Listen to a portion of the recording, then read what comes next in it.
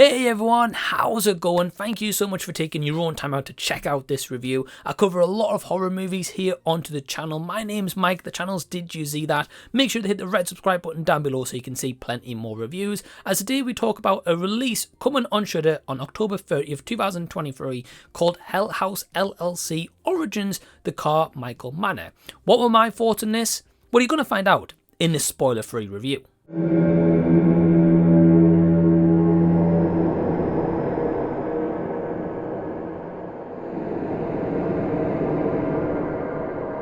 Directed and written by Stephen Cognetti, Hell House LLC Origins The Carmichael Manor is set in the same universe as Hell House LLC, but it's its own original story.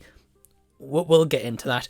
And the characters and actors that we have here are Bridgett, Perrotta, who plays Margot, Destiny Brown, who plays Rebecca, and James Liddell, who plays Chase. And the story of this one involves a group of cold case investigators go to the Carmichael Manor for 4 days to investigate a murder that has gone unsolved since the 1980s. Just to interrupt this video very quickly, if you aren't aware by now, I do have a Patreon. You can buy my book, shop merch, and so much extra stuff. Request movies via PayPal. With Patreon, memberships do only start from £1 per month. You get so much access to so much early stuff, including reviews that you'll not see here onto the channel. Access to polls, competitions, goodies, giveaways, and all that good stuff. I do want to give a special thank you to all those people who do support my Patreon. Absolute legends. Love them all. Really appreciate the support, and you can join today by clicking the link down below. Now, let's get back to the video. Having seen the original Hell House LLC movies, I really enjoyed them, especially the first one is really creepy, it's underrated and not a lot of people talk about it, which I think is a huge shame. The following sequels, and you know, they're entertaining, they definitely expand on the lore and I enjoyed them for what they are. So going into this Origins one, I was definitely intrigued into which direction they were going to take. Now Stephen Cognetti, the writer and director, did say in an article on Bloody Disgusting that this is set in the same universe, but it's its own kind of origin story, adding on to kind of the Abaddon that we've seen previously.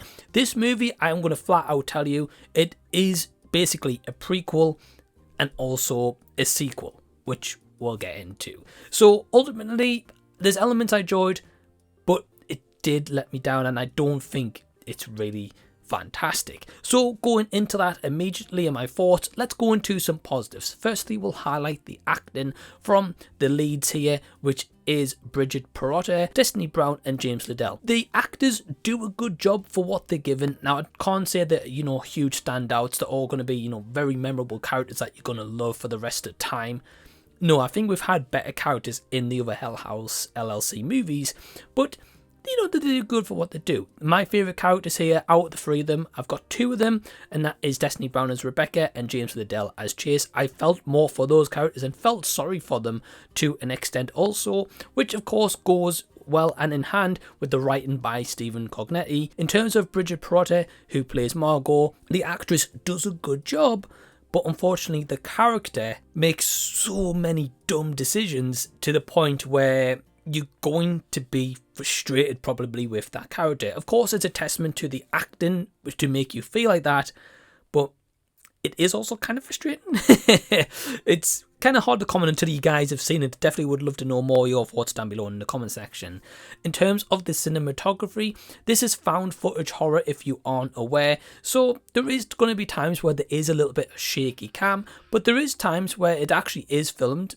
No, not too bad. There's some really nice kind of HD shots that I really liked and kind of like really clear shots I felt really worked well. In terms of the first 20-30 minutes, I really enjoyed it. I was on board. I was kind of creeped out. I had this kind of like feeling of dread because, hey, Hell House has definitely made clowns scary because it was like an Origins. It was more of its own thing. It was giving us a bit of kind of background and lore about who this Carmichael family were. And that aspect, I wish they definitely expanded upon more of that. And they do, but it kind of goes into my negatives, which is the director himself, as I mentioned that this is an origin story set in the same universe, but there's elements and things happen here where this definitely serves as a prequel to Hell House and also a sequel, because without too many spoilers or spoilers at all, there's like the clock from Hell House, there's evidence that they find. It just feels as if they were going for an origin story, but then I kind of like after that 30 minutes they're like, oh, hold on, best not strive away too much from Hell House LLC here. So yeah, let's just reference that a lot throughout the rest of the duration. And this movie kind of felt as if it lost its identity by doing that, which was a huge shame because I feel as if on its own as an origin, it was working well. It started off with a really creep factor. As soon as the clowns are found in the storage, it's in the trailer so it's not a spoiler, I was like, nope. I literally turned to my partner and said, yeah, close that storage right up, get some like locks and pads and chains on there, and do not open that ever again. And the second and final negative that I have here is the audio mix when it comes to the 1980s flashbacks. Now, this could have just been on the screener copy that I got, and if it is, fair enough, you know, you guys won't get to experience that, but at least the screener copy I got to check out from Shudder, in the 1980s flashback, they have a really nice grain on the camera to make it feel like it was like an older time. I appreciate that. I actually really like that aspect, and at least there was some believability.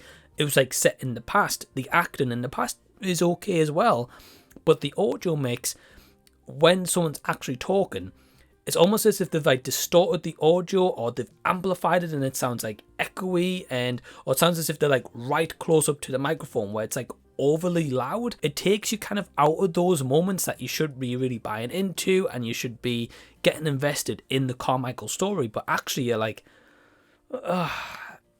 no, it doesn't really work. So hopefully you guys don't experience that, but if you do, you maybe see what I mean. Maybe you'll agree, maybe you disagree. I would love to know either way. So yeah, wrapping up my thoughts here.